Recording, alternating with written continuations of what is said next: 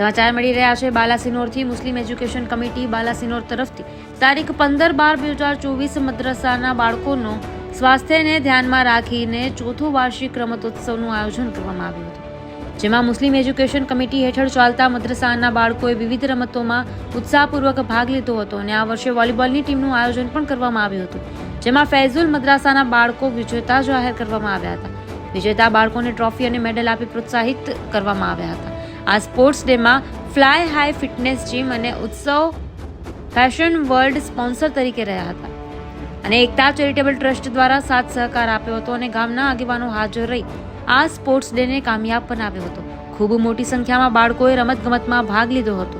Bureau report Jamila Dewan, news today.